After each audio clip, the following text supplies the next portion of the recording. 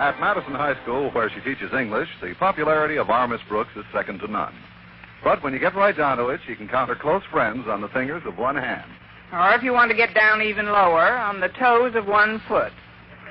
Of course, my dearest friend is my landlady, Mrs. Davis. And most of the time, I have no hesitancy in discussing my problems with her. Particularly when she gives me the opening, as she did last Friday morning at breakfast.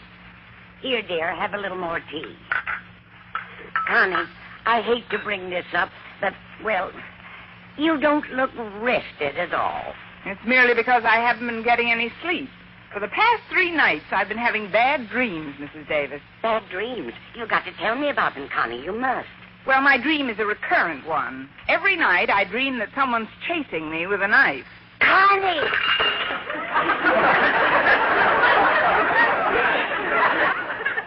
Perhaps it's something in your subconscious, something in your past that'll explain your psychopathic fear of knives. Well, what's psychopathic about it?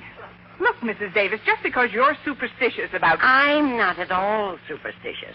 I'm a completely practical woman who believes in being prepared for the future. Now, where did I leave my fortune-telling cards? In the silverware drawer on top of your Ouija board.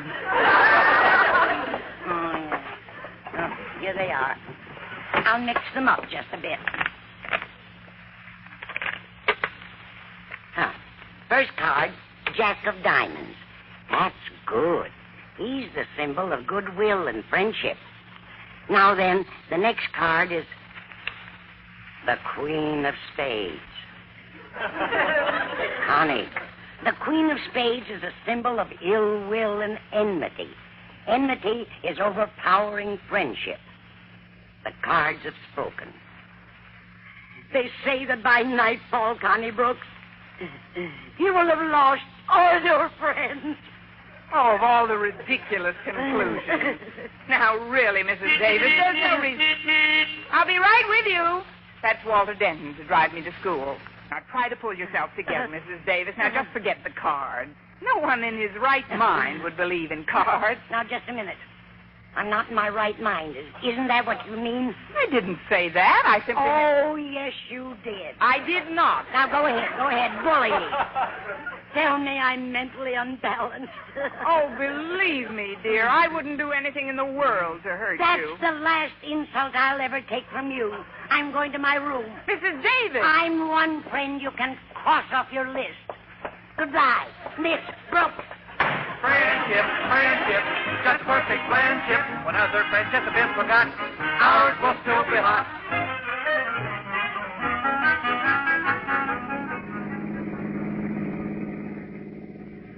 Glorious, glorious autumn. Awake ye songbirds and serenade the sallow sun. There's a real bite in the air, Miss Brooks. Well, close the window. I've already been bitten. You're certainly in a shoveling mood this morning. Shoveling? You know, grave diggerish. It's an expression used by the younger malt shop set. It's synonymous with party pooperish. Party pooperish? Yeah, like the noun schnuckle. Come on, pull out of the pea soup, Miss Brooks. Don't be an oddball. No wonder you flunked your last English test.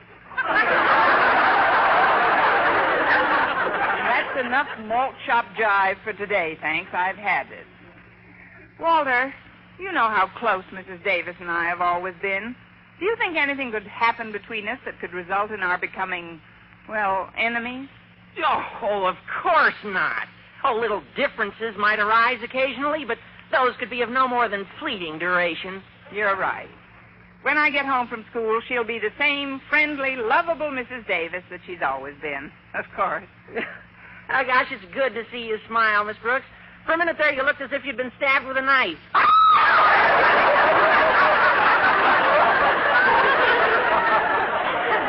Holy cow, what did I do now? That word knife, I guess I'm allergic to it, Walter. I've been having a recurrent dream lately in which someone is chasing me with a knife. Someone? A man or a woman? I never stopped to ask it. Maybe it's Mr. Boynton. He showed you his new scout knife last week, you remember? Maybe that's sticking in your subconscious. No, he put it back in his pocket. Oh, I suppose I could be wrong, but you... Oh, here's the school, Miss Brooks. I'll pull up and let you off in the front. Well, thanks for the lift, Walter. You're a true friend. Day after day, month after month, picking me up to drive me to school. Oh, just a minute, Miss Brooks. I thought we might discuss this matter at lunch, but since you brought it up, I may as well break it to you now. This is the last time I'll be able to drive you to school. The last time? I don't understand. Well, I'm a growing boy, Miss Brooks, and I need my sleep. So I figured out that if I don't have to pick you up in the morning, I can grab off an extra 10 minutes to shut-eye. So, at last you've revealed yourself in your true colors. Huh? If you think more of a little sleep than you do of me, then you're no friend of mine. Goodbye, Mr. Denton. Mr. Denton? Friendship, friendship, just a perfect friendship. Well, superstition or not, Mrs. Davis's prediction that I would be friendless before nightfall was turning out to be awesomely accurate. The score was 2 down, Mrs. Davis and Walter Denton, and 1 to go, the one being Mr. Boynton. However, shortly before noon, I was summoned to my principal's office. Good morning, Mr. Never mind that. I summoned you here to discuss the chair you rammed against the wall yesterday. I hold you personally responsible for the damage. $20, please. Hand it over. $20? Mr. Conklin, I'm going to be perfectly frank with you. I'm going to open my bag, empty it on your desk, and show you all the money I have in the world. Empty your bag on my desk?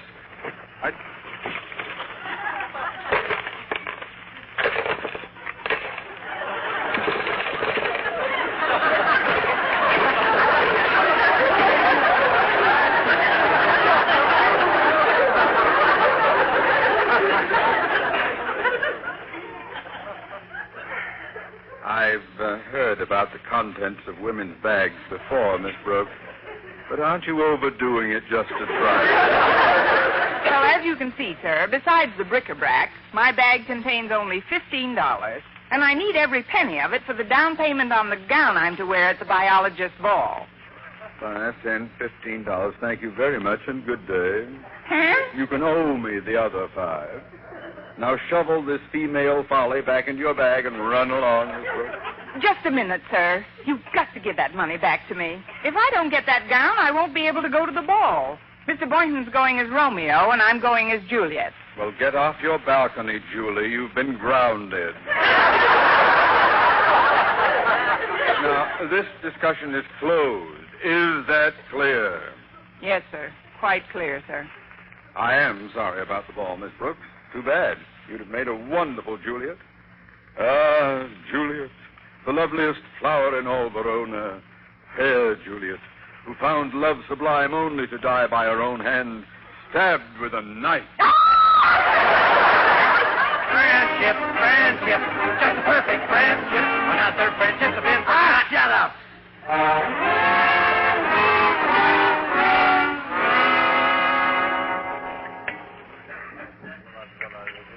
I'm sorry to be late for lunch, Miss Brooks. Oh, you got meatballs, hmm? Just one meatball. I couldn't list its mate. That's a job for Tarzan. I got one meatball myself. Imagine, they charge 40 cents for meatballs in this place now. 40 cents is small change, Mr. Boynton. I know a girl who has a bigger financial problem. What's your girlfriend's problem? Well, she can't afford to buy a new gown she was planning to wear on a date tomorrow night. A rather heavy date. Does she have another gown? Yes and no. That is, she has a gown, but it's rather old. Well, I don't care how old it is. Remember that old blue taffeta thing you wore last New Year's? Did I say anything? Not a word. My old blue taffeta. I have it, Mr. Boynton. I know just what to do with it. What? I'll crimp the bodice, Juliet style, and wear it to the biologist's ball. Just for kicks. Would you mind? Why should I mind? What you wear is entirely up to you.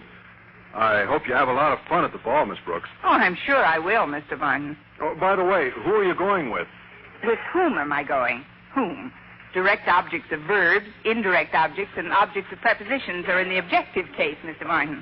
Therefore, the preposition with must take the relative pronoun whom in those sentences in which the objective... Who am I going with?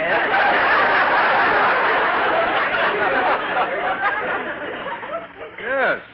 As I stated in the note I sent to your classroom an hour ago. I wasn't in my classroom an hour ago. I took my class to the library. What note? I didn't get any note. Well, then I'll explain. As you know, Miss Brooks, the tickets for last year's ball were priced at $1. Now, when I called this morning to reserve our tickets, however, I was chagrined to learn that this year they have, without justifiable cause, upped the price to $2.50. Well, I certainly wouldn't want to shell out $2.50 for a ticket, Miss Brooks, so I decided that I'm not going to the ball. Oh, you dropped your silverware, Miss Brooks. Here, I'll pick it up for you. Mr. Boynton, we had a definite date. I think you're being very unfair. Unfair? If you had my interests at heart... I did have your interest at heart. I didn't want you to pay $2.50 for your ticket either.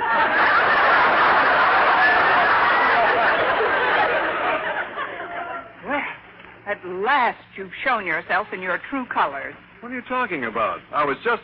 Oh, here. What was that for? I simply offered you the knife you dropped. You tried to stab me with it. Stab you? First you try to stab me in my dreams, and now you break a date while I'm wide awake. You and I are through, Mr. Boynton, washed up. Are you kidding? That's the last insult I'll ever take from you. I'm going back to my classroom. Well, just a minute, Miss Brooks. Goodbye, party pooper. Friendship, just perfect friendship. When other friendships have been forgot, ours will still be hot.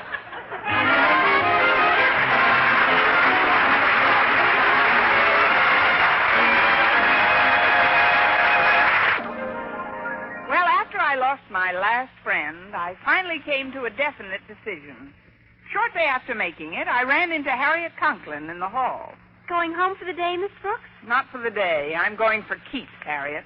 For keeps? I'm tired of this school and certain people in it. Oh, not you, Harriet. You've been very sweet. I'm going to miss you. But, Miss Brooks... Think of me once in a while. Bye now. Miss Brooks. Hey, wait for us. I have nothing to discuss with you, Walter.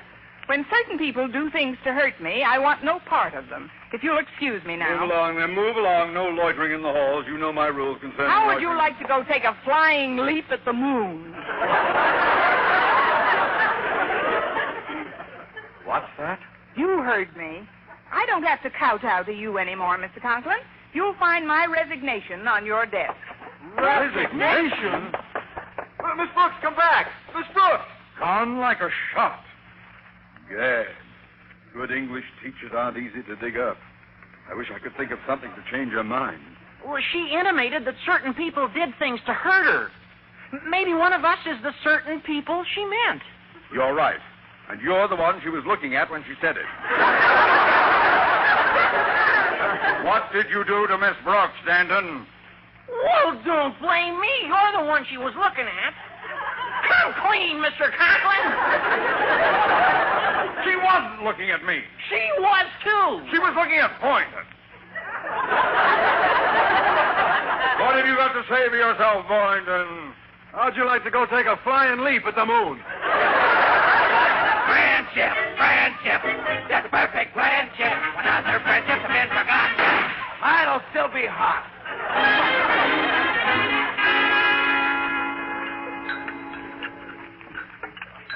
You've hardly touched your dinner, Connie.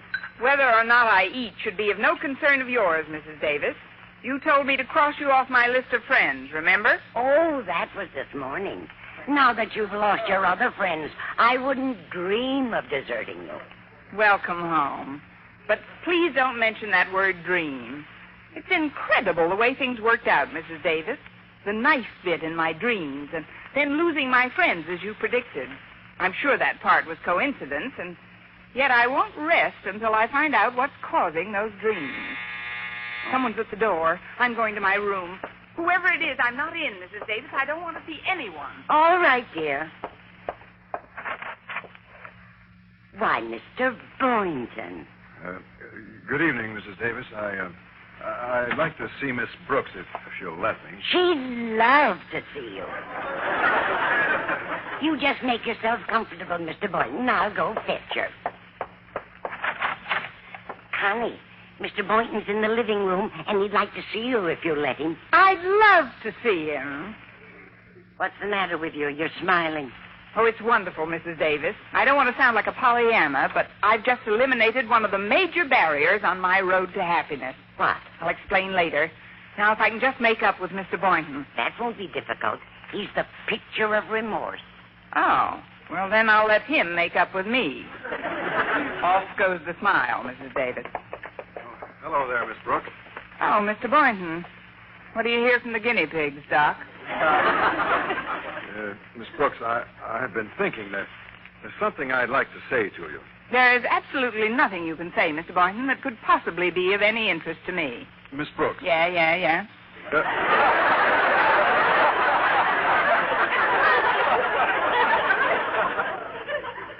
$250 or no $250, I just purchased 2 tickets for the biologist's ball tomorrow night. I was wondering if you'd wear that beautiful old blue taffeta thing of yours and be my dad. Come in. Good evening. Oh, Mr. Boynton, how are you? I don't know yet, Walter. Yeah, Miss Brooks, I've been thinking. If you have, you must have stolen the mechanical brain somewhere. Oh, don't be cruel, Miss Brooks. I realize I don't really lose any shut-eye when I pick you up and drive you to school every morning, so I'd like to continue doing so, if you don't mind, please. What do you say, Miss Brooks? Huh, please? Well, One left the door open, didn't one?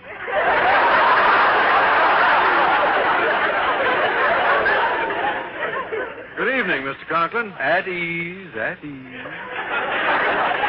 Ah, Miss Brooks, dear Miss Brooks. You know what I did, you naughty little girl?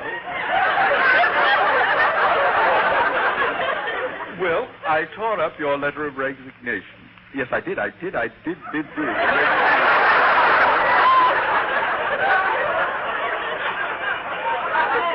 Moreover, I called the Board of Education and appropriated ample money to repair the damage to the wall in your classroom.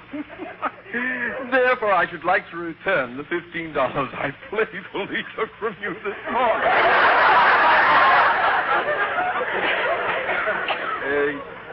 You will accept the money and let bygones be bygones, Miss Brooks?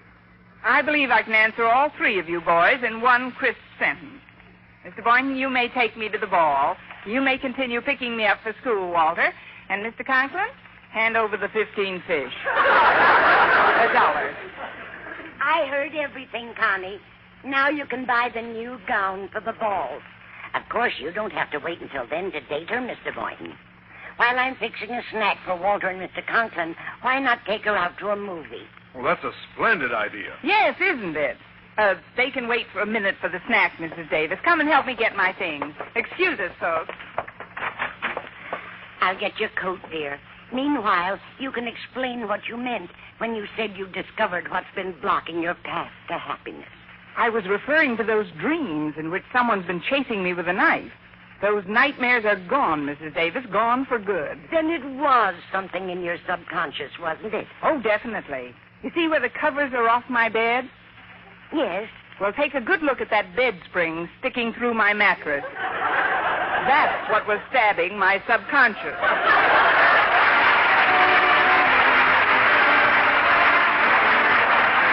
Miss Brooks, starring Eve Arden, transcribed, was produced and directed by Larry Burns, written by Joe Quillen and Al Lewis with the music of Wilbur Hatch. Mr. Conklin was played by Gale Gordon. Others in tonight's cast were Dick Crenna, Jane Morgan, Bob Rockwell, Gloria McMillan, and Judd Conlon's Rhythm Airs.